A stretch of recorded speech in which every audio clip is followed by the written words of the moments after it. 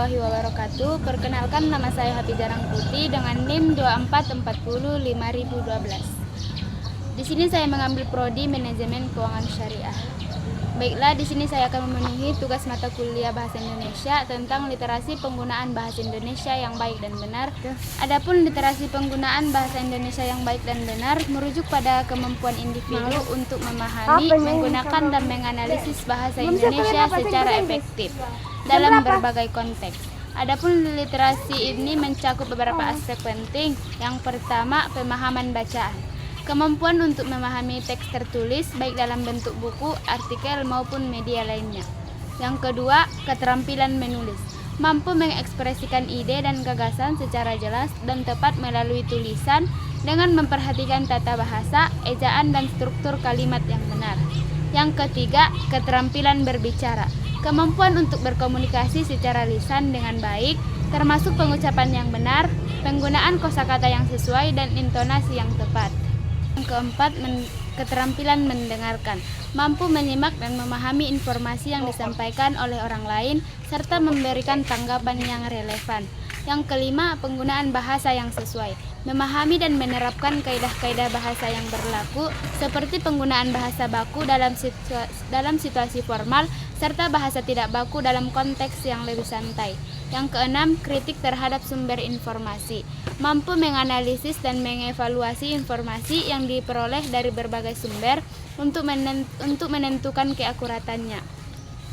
Dengan memiliki literasi yang baik, individu dapat berpartisipasi lebih aktif dalam masyarakat, berkomunikasi secara efektif, dan mengakses pengetahuan serta informasi yang diperlukan dalam kehidupan sehari-hari. Literasi juga mempunyai manfaat bagi setiap orang yang terlibat di dalamnya. Dan manfaat literasi yang perlu diketahui ialah memperluas wawasan dan pengetahuan, memperkaya kosakata, mengasah kemampuan dalam menangkap informasi dari bacaan, melatih konsentrasi untuk berfokus, mengembangkan kemampuan secara verbal, meningkatkan kepekaan pada informasi, terutama dari platform media digital. Adapun jenis-jenis literasi ada 5. Yang pertama, literasi dasar, yang kedua literasi perpustakaan, yang ketiga literasi teknologi, yang keempat literasi media, dan yang kelima literasi visual. Adapun literasi bahasa Indonesia yang baik dan benar meliputi beberapa aspek, yaitu yang pertama aspek kesulitan. Aspek kesulitan terbagi menjadi 4. Yang pertama, ejaan. Menggunakan ejaan yang benar sesuai dengan pedoman umum ejaan bahasa Indonesia. Literasi bahasa Indonesia yang baik dan benar meliputi beberapa aspek, yaitu yang pertama aspek kesulitan. Aspek kesulitan terbagi menjadi 4. Yang pertama, ejaan. Menggunakan ejaan yang benar sesuai dengan pedoman umum ejaan bahasa Indonesia atau PUEBI. Yang kedua, tata bahasa. Menggunakan struktur kalimat yang benar termasuk subjek, predikat, dan objek. Yang ketiga, kosakata. Menggunakan kata-kata yang tepat dan akurat. Dan yang keempat, kalimat efektif. Menggunakan kalimat yang singkat, jelas, dan efektif. Adapun aspek yang kedua ialah aspek kebahasaan. Yang pertama, penggunaan kata baku dan tidak baku. Yang kedua, penggunaan istilah dan terminologi yang tepat. Yang ketiga, penggunaan bahasa yang formal dan informal. Dan yang keempat, penggunaan bahasa yang sopan dan santun. Adapun aspek yang ketiga ialah aspek penulisan. Yang pertama, penulisan judul dan subjudul. Yang kedua, penggunaan tanda baca, titik, koma, dan lain-lain. Yang ketiga, penulisan nama orang dan tempat. Dan yang keempat, penulisan tanggal dan waktu. Adapun aspek yang keempat ialah aspek pembacaan. Yang pertama, membaca dengan pemahaman. Yang kedua, membaca dengan kritik.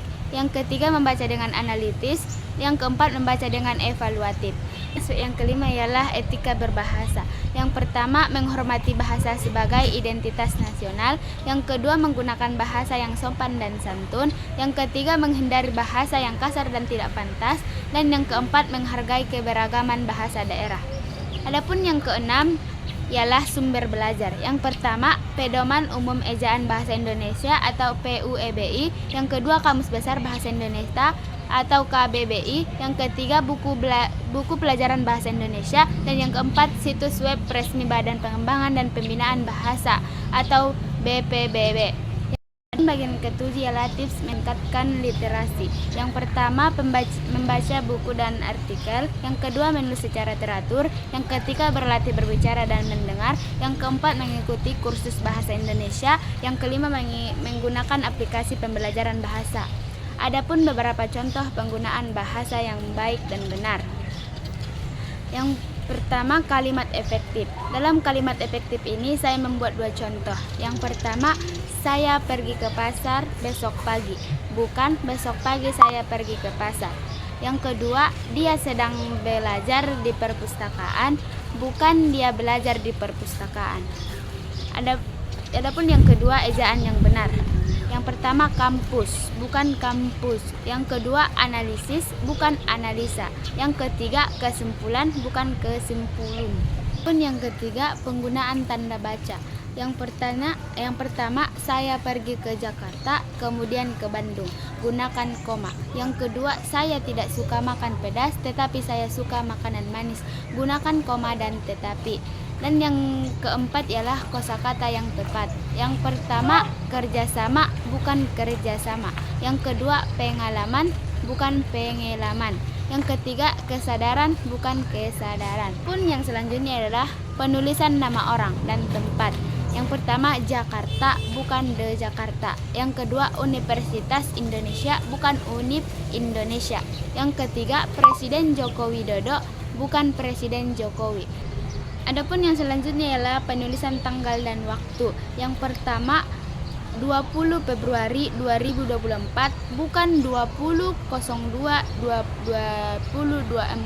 Yang kedua, pukul 08.00 WIB, bukan jam 8 pagi. Baiklah, cukup sekian yang bisa saya sampaikan. Kurang dan janggalnya saya duluan minta maaf. Wabillahi taufiq wal hidayah waridho wal inayah. Wassalamualaikum warahmatullahi wabarakatuh.